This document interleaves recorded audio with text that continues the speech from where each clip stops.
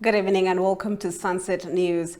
I am Glenn Rashipura, bringing you news, community stories, weather, economic news, and much more on this Monday evening.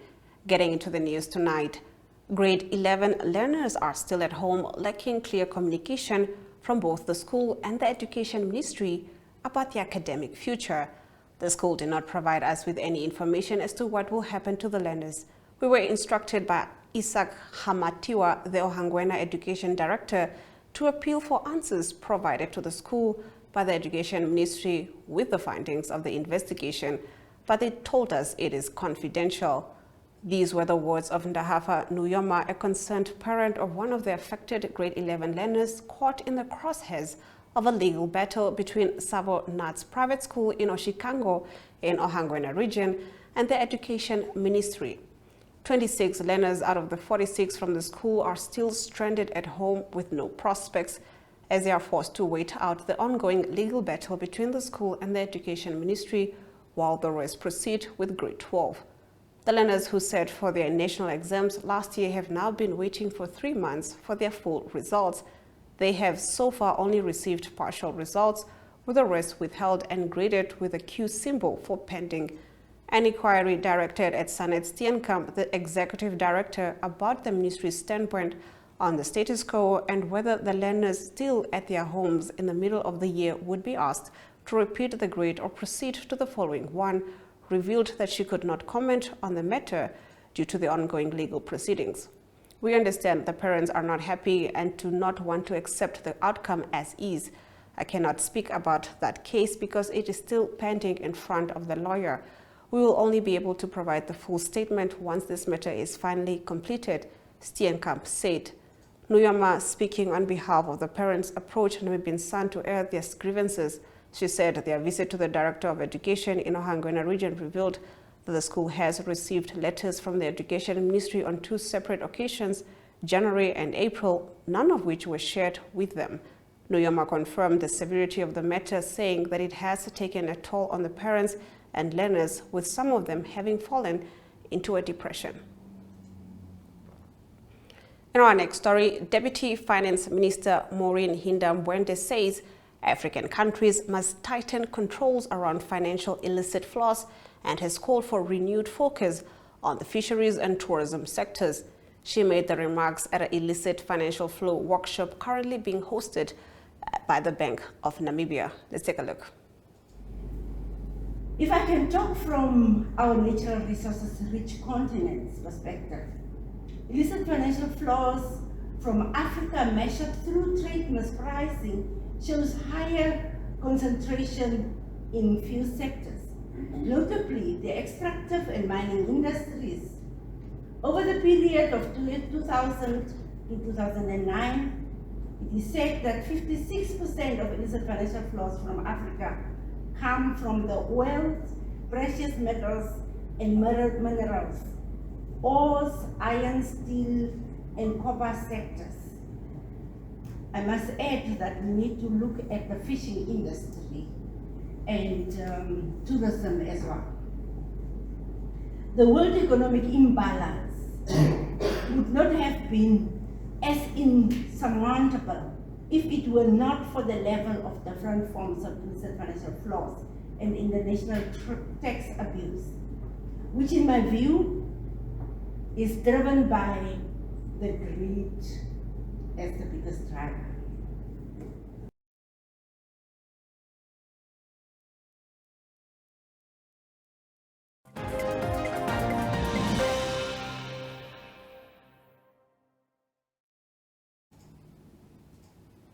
Angos Valley Development and Lesotho Namibia signed a partnership today, cementing an agreement centered around not only providing financing for mortgages for housing solutions. Rent-to-Own Namibia CEO Inocencio Wade and Lesotho Namibia CEO Esther Kali both highlighted the significance of the signing agreement entered into. Because now we are able to share in terms of all the products that we offer between the two companies. And of course, this is a relationship that from my point of view, I believe will take both companies to greater heights. Now with that, I would like to quickly invite Ms. Esther Kali, the CEO of Letshego, to come say a few words. Today, I'm excited to announce a groundbreaking partnership between Letshego Bank Namibia and Ongos Valley property developers that goes beyond just facilitating mortgage loans. The partnership is about revolutionizing the way we think about housing. In addition to providing affordable housing finance, Ongos Valley is leading the way with a green living property development. This innovative approach is completely geared towards promoting sustainability with features such as recycling facilities, effective grey water usage, and solar energy utilization.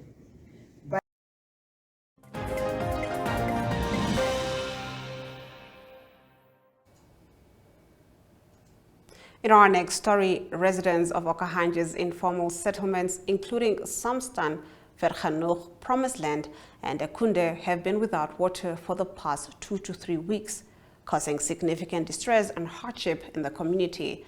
The ongoing water scarcity in these areas has forced residents to trek long distances to a communal tap near the Samaritan network to fetch water, only to face extended waits of up to 7 hours.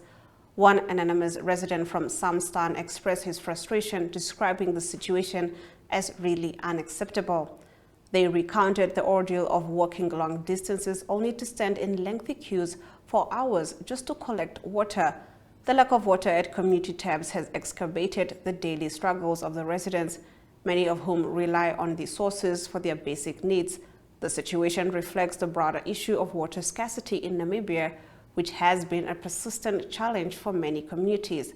Alphonse Shitombe, the CEO of Okahandja Municipality, promised that the matter will be attended to as soon as possible after they were notified by their local supplier that the stock is available.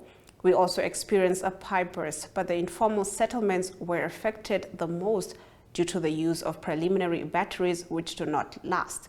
However, a purchase order was made prior to the incident, but local suppliers, Aqua Services, did not have available, thus the delay. Shitombe mentioned that local authorities have yet to provide a clear resolution to the water crisis, leaving residents increasingly frustrated and desperate for immediate action. As the dry spell continues, the affected communities are calling for urgent intervention to restore their access to this essential resource. The prolonged water shortage not only hampers daily life but also poses serious health risks, emphasizing the need for a sustainable and reliable water supply solution for Okahandja's informal settlements. Economic news follows after this. Introducing 061 Express, brought to you by Synergy in proud partnership with Windhoek Express. Here's your chance to make your voice heard to celebrate the businesses that make Windhoek exceptional. From your favorite coffee spot to the salon that always gets your style just right. It's time to shine a spotlight on the gems of our city. Over the next 8 weeks, it's your chance to vote for your favorites to recognize the best of the best.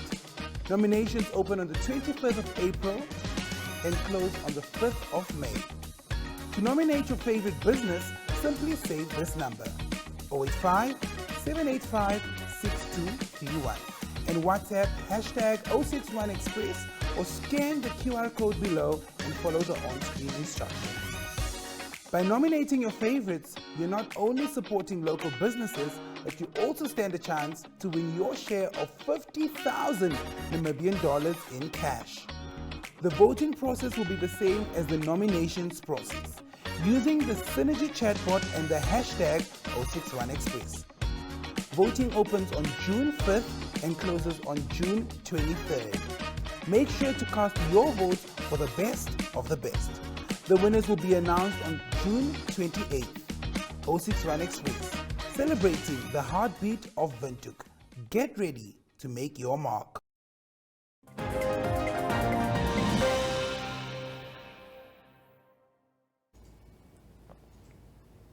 Getting into our economic news, the Namibia Ocean Cluster was launched on the 26th of April. as a legally registered non-profit entity in Namibia. The founding and associate members signed a commitment in January to minimize waste and maximize the socio-economic value of fish harvested from the Namibian fisheries sector. In 2021, approximately 23.8 million tons of aquatic foods were lost or wasted, representing 14.8% of total aquatic food produced that year globally.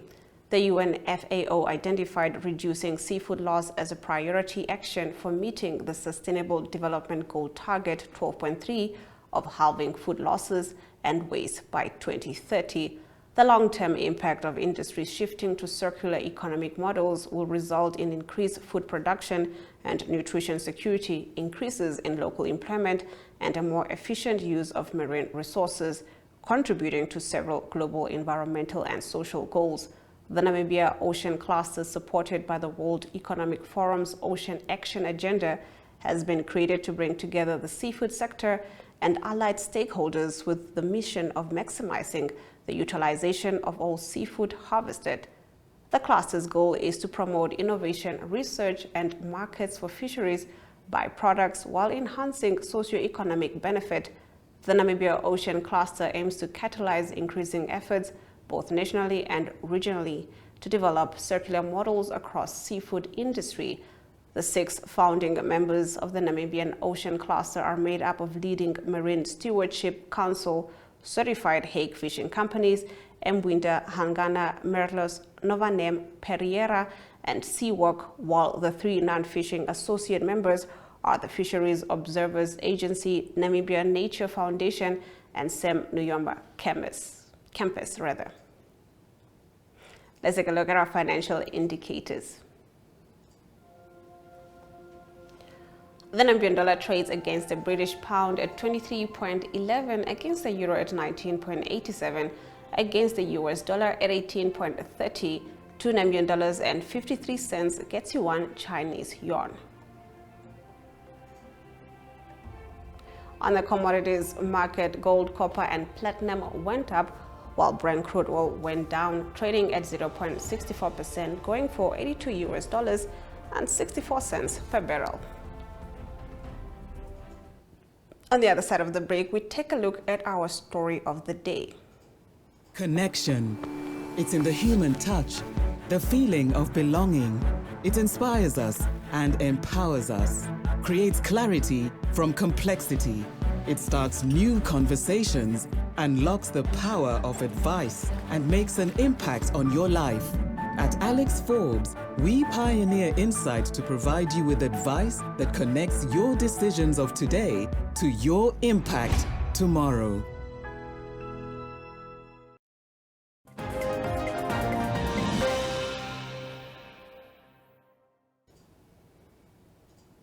Heading right into our story of the day, the lawyers of double Olympic champion Caster Semenya say she is feeling poised and confident ahead of a crucial hearing on whether she should be required to reduce her testosterone levels before competing as a female. The Grand Chamber of the European Court of Human Rights in Strasbourg, France, will hear the case on Wednesday before making a final ruling at a later date. I hope that the court's decision will pave the way for all athletes' human rights to be fiercely protected for once and for all, and inspire all young women to be and accept themselves in all their diversity, Semenya said in a statement released by her lawyers. Semenya, who's 33, was born with differences of sexual development, a group of rare conditions whereby a person's hormones, genes, and/or reproductive organs may be a mix of male and female characteristics. She was barred by the governing body World Athletics from competing in female track events without taking testosterone-reducing drugs. The South African believes World Athletics is showing discrimination against athletes with her condition. World Athletics has said its DSG regulations are a necessary, reasonable, and proportionate means of protecting fair competition in the female category. Groups of displaced Palestinians have moved into heavily damaged schools in Gaza. We take a look at our international news after the break.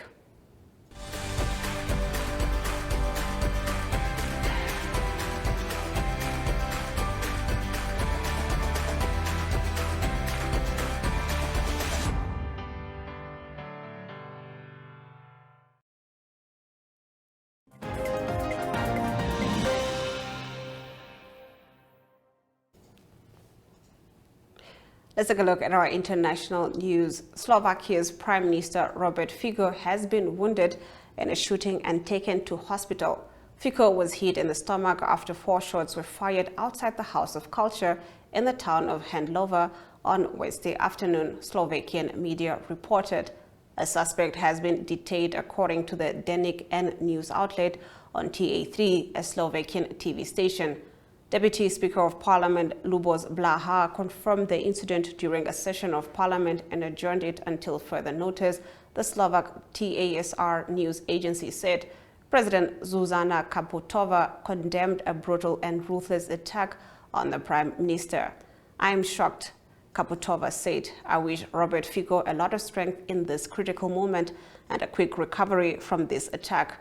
European Commission President Ursula von der Leyen condemned the assault too. "Such acts of violence have no place in our society and undermine democracy, our most precious common good. My thoughts are with PM Fico, his family," she said on X. Now Fico, a third-time premier, and his leftist Smer or Direction party won Slovakia's September 30th parliamentary election, staging a political comeback after campaigning on a pro-Russian and anti-American message. Critics worried Slovakia under Fico would abandon the country's pro-Western course and follow the direction of Hungary under populist Prime Minister Viktor Orban. Now thousands have repeatedly rallied in the capital and across Slovakia to protest Fico's policies. A Gambian former interior minister has been sentenced to 20 years in prison by a court in Switzerland for crimes against humanity committed when President Yahya Jammeh was in power. Ousmane Sonko fled to Switzerland in 2016 and claimed asylum shortly before Jammeh was voted out of office. Non-governmental organizations presented evidence of atrocities committed against the former president's political opponents. A prosecutor said Mr. Sonko was convicted for killings, torture, and false imprisonment. Philip Grant, the executive director of Trial International, the NGO that filed the complaint for Sonko's arrest, said on X that the conviction sends a resounding message against impunity. In a previous hearing, Sonko's lawyer said that he was not responsible for what happened. Switzerland tried the case under the principle of universal jurisdiction, which allows countries to prosecute people for crimes that took place elsewhere. Sonko is the highest-ranking government official ever to be prosecuted under this principle in Europe. Jammeh, who lives in exile in Equatorial Guinea, has also been accused of human rights abuses. In our next story, more than half of Zimbabwe's population will need food aid this year, following a devastating drought that led to a widespread crop failure as humanitarian organizations seek funding to save many from hunger. The country's cabinet heard late on Tuesday. About 6 million people in rural areas and 1.7 million in urban areas will require assistance, according to the Zimbabwe Livelihoods Assessment Committee.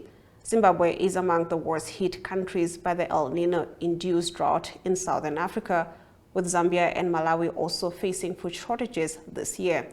This is Zimbabwe's worst drought in 40 years, according to the government. Here is a full report, courtesy of Reuters. That's after a devastating drought that led to widespread crop failure. According to the Zimbabwe Livelihoods Assessment Committee, 6 million people in rural areas and 1.7 million in urban areas will require assistance. The country is among the worst hit by the El Nino-induced drought in southern Africa. The government says it is the worst drought in 40 years. The latest crop assessment put maize production down by 77% in the 2023 to 2024 summer season. Zimbabwe has also failed to feed itself since 2000, when former President Robert Mugabe led land reforms which disrupted production. Climate change has made matters worse. Last month, a local consortium of private millers said it is planning to import 1.4 million metric tons of white and yellow maize from Brazil and other countries to cover the food deficit. President Emmerson Mnangagwa has appealed for $2 billion in food aid. Meanwhile, the United Nations and the UN's Children's Fund are also calling for financial assistance to save millions from hunger.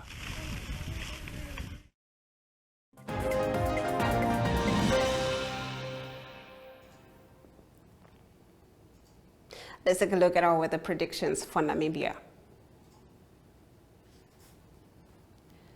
Katiba Mlilo can expect partly cloudy conditions with a minimum of 12 degrees Celsius and a maximum of 30 degrees Celsius, while Bento can expect sunny weather with a minimum of 12 degrees Celsius and a maximum of 25 degrees Celsius.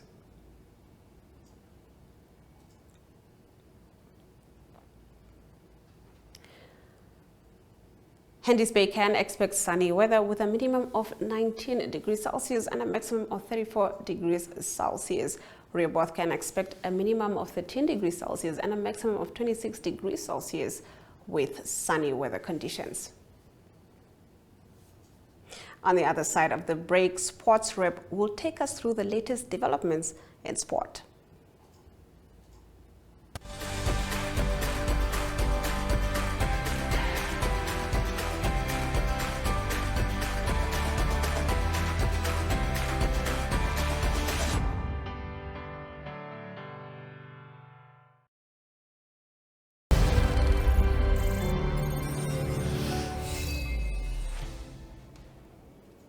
Good evening and welcome to the Sunset News Sports section.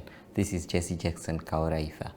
MTC Salute Academy boxer Ape Chikongo and MTC Nesta Sunshine Tobias Promotions boxer Alfeo Shanika are raring to go following a face-off held today at the Roman Catholic Hall. The two are set to clash for the vacant WBA Pan-Africa welterweight title at the Roman Catholic Hall in Windhoek on Saturday. Promoter Kiriata Kamanya is optimistic that the boxing event slated for Saturday will yield desired results. Kamanya also challenged fellow promoter Nesta Tobias for a battle in the ring. The Namibia Rugby Union announced a friendly match against Blue Bulls set for 29 June before they take on Portugal on 13 July. Both games scheduled to take place, that is at the Hage Geingob Stadium. Unbeaten first team of Imperial Wanderers has won Cricket Namibia's 50-over Premier League final but without playing a final. The victory comes as somewhat of an anticlimax due to a lack of available fields.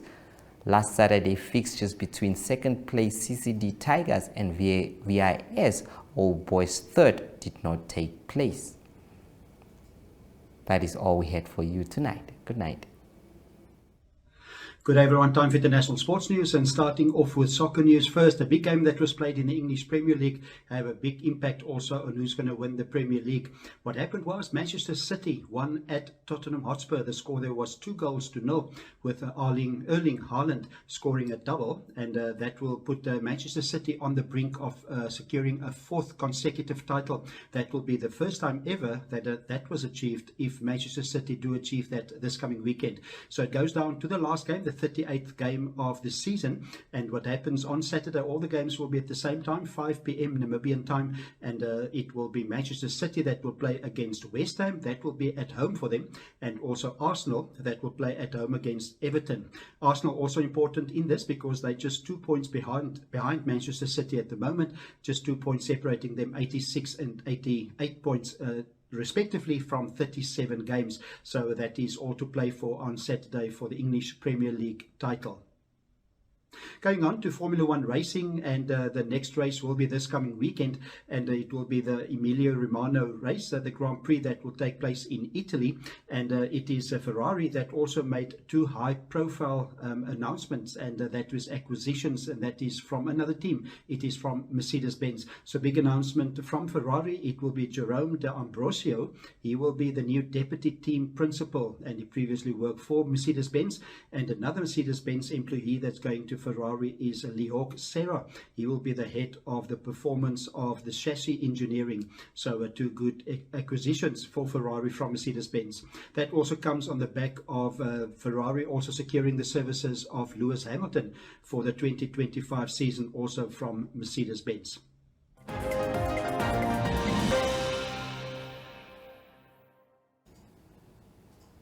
That was Jesse Jez Karatha and Ari Hohard with the sports news.